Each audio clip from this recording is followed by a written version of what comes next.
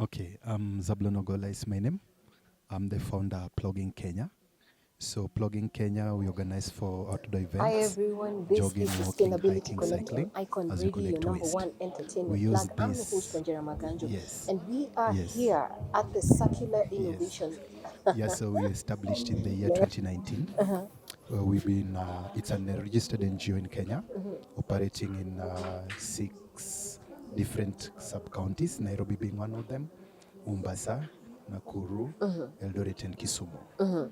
So, yeah, we collect waste. It's part of behavior change campaign.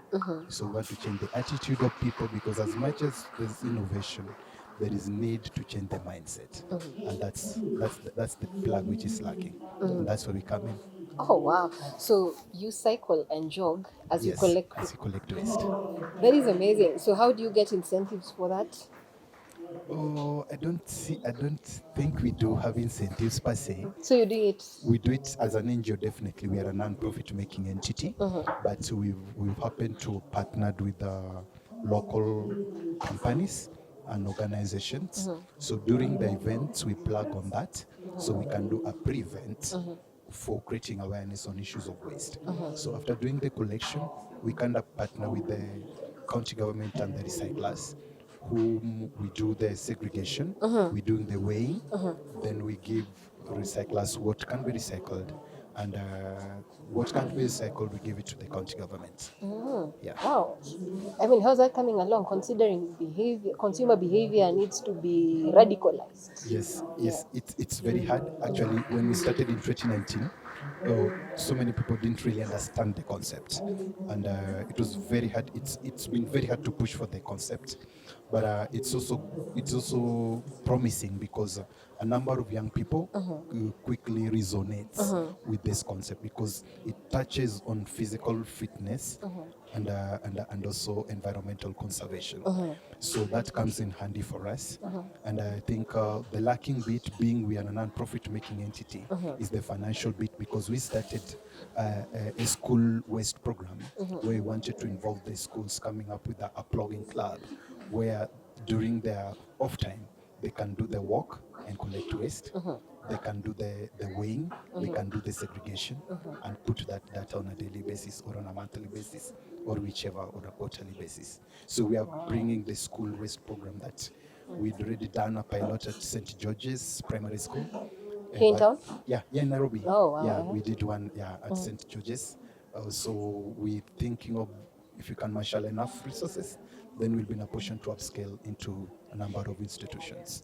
That is amazing. So what are the minutes? I mean, that has a lot of challenges Yes. because I can imagine the amount of work that goes into cycling and doing all this. Yeah. What are other challenges that you guys experience? Challenges is one to make people accept that there is need for change. I remember quite a couple of times you've driven in our Kenyan roads. You find people taking yogurt, people taking sodas, and off the window, they throw it away. So we want to create that sense of responsibility that people should own their waste. And it's not an easy objective to achieve because people tend to think that my waste is only the content when they have a soda, the content when I still have the soda and the content inside, I still love the soda and the bottle. The moment I finish the content inside Yeah. and it becomes empty, it's none of my business. Yeah. But I'm the person who bought Soda. the soda. Yeah, so there is need for people to start owning and being responsible about our waste, which is a hard nut to crack, but I also believe we can still start by changing one heart at a time. Wow. So where do you take the waste once the kids collect and you guys collect? Where do you take the waste? Yeah, as I think I'd already told you earlier, we partner very closely. Before I do an event, I work closely with the waste collectors.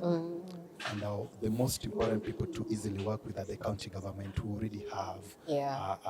they have got the lorries, they've got the pickers and everything. So I engage them earlier on, and they most of the time they've given me trucks to help me collect the waste when I'm done.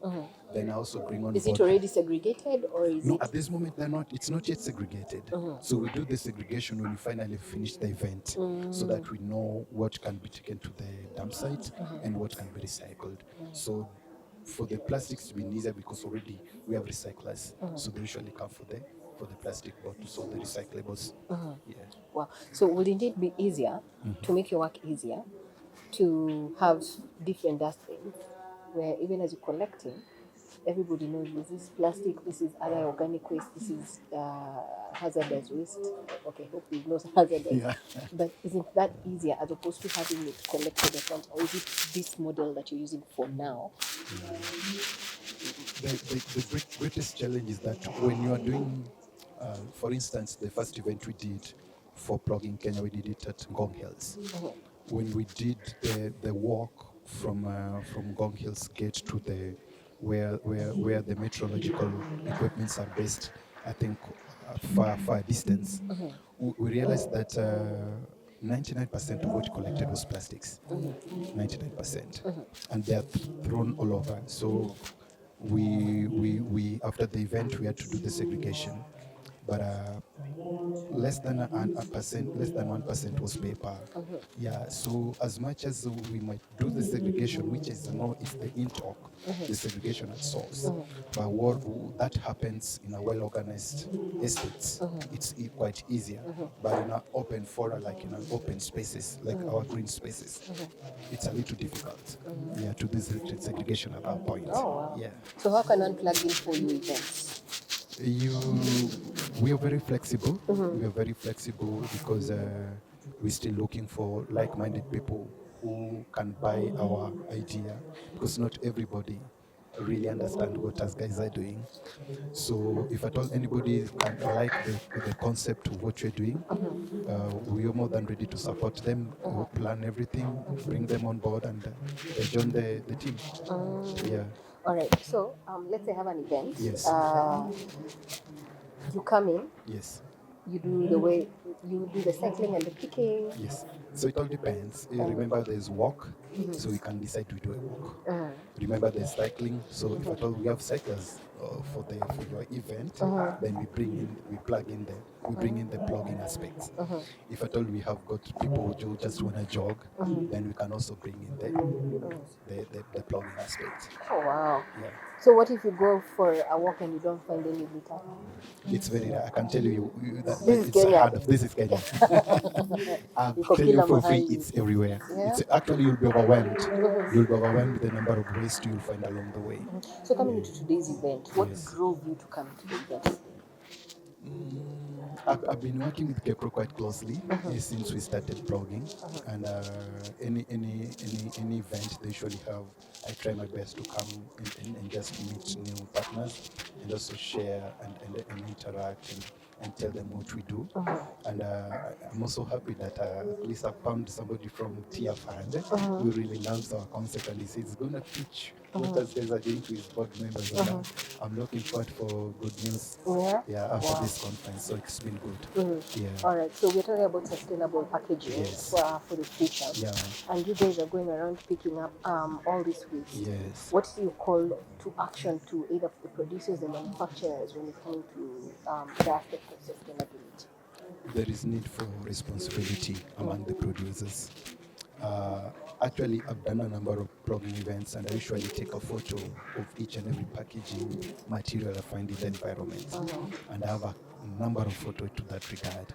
And there is need for us to rechange the packaging, because if we don't change the packaging of the materials we use on a daily basis, we'll still be moving on a roller coaster. Us guys doing a lot of things, but they still find their way into the environment.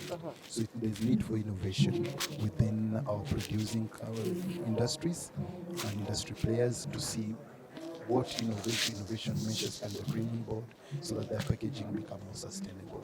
And also there's that need for them to support the waste collectors, so that again, if they get their product into the environment, they'll be more than happy to collect it and bring it back for recycling. Yeah. All right, so where can people find you and how can people find you? Where and how? Okay. Okay, for Plogging Kenya, we've got a very active website, www.ploggingkenya.org. You can check it online. Or if you want to reach us directly, we've got an email, info@ploggingkenya.org. if you want to reach me in person, then you can reach me on my email, zabiotieno@gmail.com. Or you can reach me on my personal phone number at 0712 34 2209. We used to have an office at 680, but due to COVID, we couldn't manage to pay the rent. So currently we're working from home with a number of volunteers and school-going university students. So we're still working from home, but anytime given a call, any meeting, we always avail ourselves. And continue working. All right. Thank you so much for taking our interview today. Thank you. And we hope you continue enjoying the conversations at the conference.